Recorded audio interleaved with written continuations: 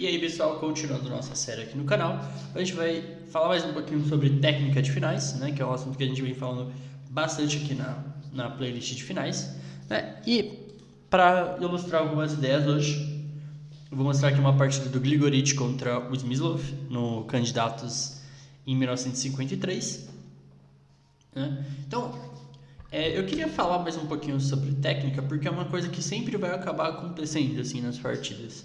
Tá? Então eu queria falar sobre alguns conceitos aqui, né?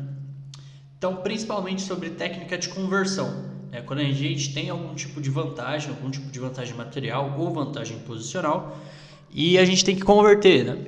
Então, a primeira coisa que eu devo falar para vocês é que vocês precisam aumentar a sua concentração, tá? Porque é muito fácil perder um jogo, muito fácil, né? Então, uma vez que a gente ganha algum tipo de vantagem ou alguma coisa desse sentido, né, a gente tende a relaxar. A gente precisa mudar isso, tá? Então a gente precisa configurar o nosso cérebro para a gente ganhou vantagem, a gente precisa aumentar a concentração para continuar com essa vantagem, para ir aumentando essa vantagem no decorrer da partida. Senão o risco de você perder essa vantagem é tipo 2, né? Se você não prestou atenção ali, seu adversário arrumou o contra-jogo, tchau, né? Você já perdeu a vantagem, pode até ter virado as mesas. Tá, então aqui eu vou falar das, entre aspas, 4 regras de ouro, assim, né? 4 ideias gerais para vocês usarem, tá? Então a primeira delas é, quando vocês tiverem vantagem, tentem evitar o máximo de contra-jogo possível, tá? Então o foco é eliminar o contra-jogo, tá? Para vocês não terem que correr tantos riscos, tá? Nem sempre a gente vai conseguir fazer isso, a gente vai ter que entrar na bagunça, mas, né, se a gente conseguir evitar com que o adversário crie o contra-jogo, né, sempre no geral vai ser o ideal. A segunda ideia é o de não ter pressa. Uma vez que o adversário não tem contra-jogo, né, vamos tentar não correr muito com a posição, né?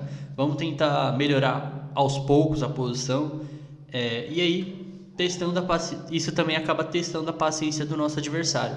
Porque uma vez que a gente finge, né, entre aspas, a gente parece que não está fazendo nada por estar jogando um tanto quanto lento, melhorando um pouquinho, devagarinho a posição, parece que a gente não está fazendo nada, né? E numa dessas o adversário pode acabar se explodindo, né? Tá? Então, a terceira ideia seria criar uma segunda fraqueza, uma vez que a gente já tem, por exemplo, algum tipo de vantagem, né? Se a gente consegue criar, a gente precisa criar outra segunda fraqueza para acabar quebrando a coordenação do nosso adversário, tá? E por fim, tentar procurar fazer as trocas corretas, né? Tentar fazer, por exemplo, você tem vantagem material, vai tentar trocar peças, né? Tem desvantagem material, vai tentar trocar peões, por exemplo, tá? Mas essas são guias gerais, são ideias gerais que vocês podem acabar usando nos finais, né? Vamos ver como é que isso se aplica na prática.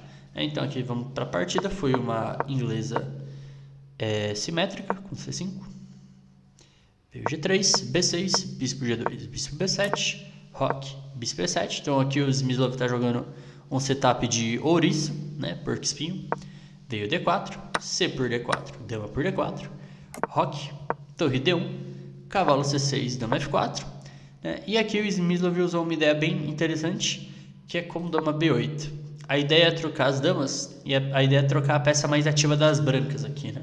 Que provavelmente é a daminha F4. Veio dama B8, torre de A por B8, bispo F4, torre de B C8. E agora o Grigoric veio com uma ideia que pode ser um pouquinho meio duvidosa com bispo D6, porque em vários casos, como vocês vão ver, o peão de C4 pode ficar meio desprotegido, né? Então aqui talvez um lance como B3 aqui seja uma ideia interessante, tá? Mas aí veio o bispo D6, veio o bispo por torre por, cavalo E7. A ideia é jogar com o cavalo F5 e quebrar o bloqueio aqui do peão de D7 e ao mesmo tempo pressionar o peão de C4. Aqui o Grigoric jogou cavalo E5, né, que acaba perdendo material. Aqui, de novo, B3 era a opção, né, justamente para segurar o peão de F5. Ou de F5 não, né? O peão de C4, né? E depois de cavalo F5, torre D2, D5 ainda teria um final aí com chances para os dois lados, provavelmente, né? Mas aqui veio o cavalo E5, oferecendo a troca dos bispos, e aqui eu não sei realmente o que o Grigoric furou, né? Porque depois de bispo G2, rei G2, cavalo F5, as pretas vão jogar D6 e o peão de C4 vai acabar ficando desprotegido, né? Veio torre D2, D6, atacando a peça que defende o peão de C4. Então, por exemplo, depois de cavalo F3, torre C4 e o preto tem um peão a mais limpo, né? Tentando criar contra-jogo aqui, veio E4. Aqui o Smyslov jogou cavalo por G3, que é um desesperado legal, né? Porque agora os dois cavalos estão no ar. H por G3, D por E5. E aqui o Grigorit jogou B3. E aqui a gente começa a ver a técnica do Smyslov, né? Então aqui o Smyslov tem um peão a mais. E aí vamos tentar seguir aquelas ideias, né? O primeiro lance que o Smyslov fez aqui foi torre de FD8. Porque, com qual conceito, né? A ideia é evitar o contra-jogo do branco. Então, o principal motivo das brancas conseguirem criar algum tipo de contra-jogo é tentar dobrar na coluna D e tentar algum tipo de contra-jogo envolvendo a coluna D. Então, aqui a primeira tarefa do Smyslov foi trocar um par de torres, que no geral é uma ideia útil para o jogador que está com vantagem. Porque quanto menos material tiver no tabuleiro, no geral vai ser mais fácil de converter, no geral vai ser mais fácil de trabalhar a vantagem material, né? E também usa a questão das trocas corretas, né? Então ele está tentando procurar a troca de um par de torres. Veio torre de AD1, torre por D2, torre por D2. Certo? Então aqui o branco já está com menos peças no tabuleiro e também está procurando... como é que fala? Esqueci agora o termo. Mas agora as pretas vão continuar melhorando a posição, né? Agora as brancas não têm muito contra-jogo, né? E aí veio o F8. A ideia é melhorar um pouco a posição, ou seja, não está tendo pressa. Vai levar o rei para E7 para remover as casas na coluna D para o branco usar, né? Então principalmente a casa de D6 e a casa de D7. Né? Veio F3 para definir o peão de E4, rei E7, centralizando o rei, que é um tema geral nos finais, né, também. Então, que a gente está vendo alguns temas típicos também, né? Então, a gente viu numa aula do princípios gerais nos finais alguns temas, né? Então, centralizar o rei, ter uma estrutura de peões um pouco melhor, limitar a atividade das peças do adversário. Esses conceitos vão acabar se encaixando aqui dentro, tá? Então, aqui o preto está centralizando o rei, veio o rei F2, e aqui, pensando naquela ideia de criar uma segunda fraqueza, né? O Smyslov jogou aqui o lance H5. Que parece um lance completamente aleatório, né? Mas a ideia é ganhar espaço na ala do rei. E o plano que o Smyslov acaba usando na partida é o lance G5 e G4, para quebrar a cadeia das brancas aqui na ala do rei. E também pensando aqui que o preto tem mais forças na ala do rei, né? Então faz sentido jogar na ala do rei, onde você tem mais forças. Veio o rei E3, e aí veio o G5, justamente para jogar o lance G4. E aqui jogou com torre H2, o Grigorit, né? E aqui o Smyslov não jogou G4 direto, ele jogou o lance de melhora antes, ele jogou o lance torre D8, sem pressa, o branco não tem contra-jogo aqui, então eu vou melhorar, se eu tiver a oportunidade de melhorar um pouquinho a nossa posição, vou melhorar um pouquinho. Então colocou a torre aqui na coluna aberta, né, e limita consequentemente a atividade da torre de H2, né. Veio aqui torre H1 e aí foi lá o Smyslov jogou o lance G4. Justamente para criar a segunda fraqueza, que vai ser o peão de E4. A primeira fraqueza aqui vai ser o peão a mais que as pretas já têm, né? Vai ser o material a mais que o preto tem. No geral, a ideia de ter a segunda fraqueza é uma coisa que o adversário precisa se preocupar, tá? Então, aqui o branco precisa se preocupar com a vantagem material e agora com o peão em E4.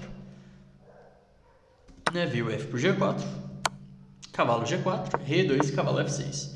O peão de A4 ficou fraco, o peão de H ficou fraco também, é um bom argumento, né? Mas vocês vão ver que as brancas não conseguem se coordenar, não conseguem colocar o cavalo e a torre para trabalhar juntos para pressionar o peão de H.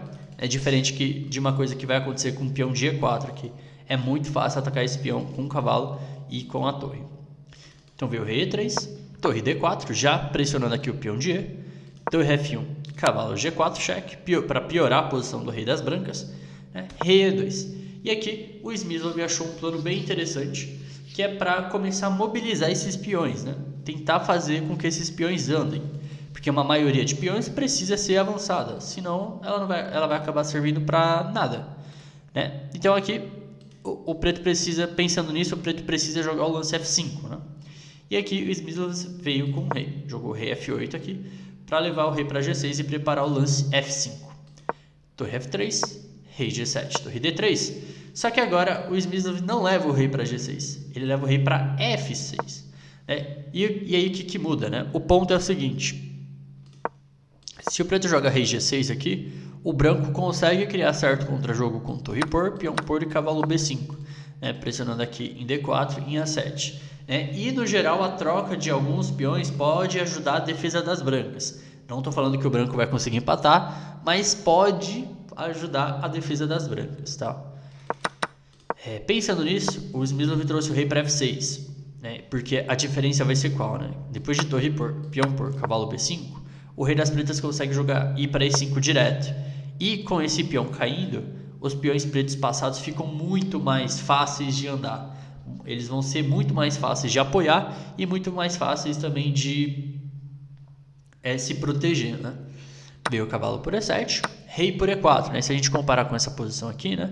Por exemplo, rei F6, cavalo por E7, rei E5, né? Nem dá tempo do... Opa, peraí, tinha um lance aqui... toma em D4, né? Para quando rei E5, cavalo C6, cheque. E tomar o peão de A7 de novo, né? Então, o rei das pretas fica mais ativo em E5, né? Veio o cavalo por A7, rei por E4, cavalo C8, né? E aqui o preto jogou com D3. E aqui a posição tá bem ganha, tá? É só começar a avançar os peões aqui.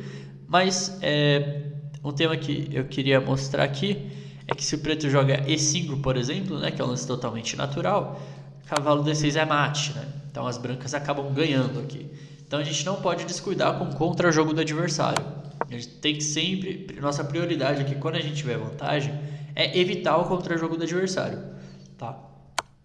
Mas ao mesmo tempo, não só tentando evitar o contra-jogo do nosso adversário, mas também tentando melhorar a nossa posição, tá? Então veio D3, rei D4, rei D2, rei D4, C5, B por C5, cavalo D6. Depois de cavalo E5 aqui o Grigorich abandonou, porque tá vindo cavalo F3 e o bloqueio vai ser quebrado muito fácil, né? Tem os peões passados aqui também, enfim, né? Por exemplo, A4, cavalo F3, cheque, rei D1, e aí rei D5, seguido de cavalo D4, os peões brancos começam a cair, tá? Mas quais são os pontos principais aqui dessa partida, eu acho, né? O torre de FD8 já para trocar material e já eliminar um pouco de contra-jogo, trazer o rei para o centro, H5 e G5 para criar a segunda fraqueza, né? Torre D8 para melhorar a posição sem pressa. E aí o jeito que ele evitou o contra-jogo, né? Principalmente essa hora que ele não joga rei G6, leva o rei para F6 também. São pontos importantes, tá? Então, tentem aplicar essas ideias nas suas próprias partidas, ou tentem pelo menos perceber agora que vocês sabem de alguns conceitos novos nesses finais, tá? E é isso. Espero que vocês tenham gostado desse vídeo e vejo vocês em breve.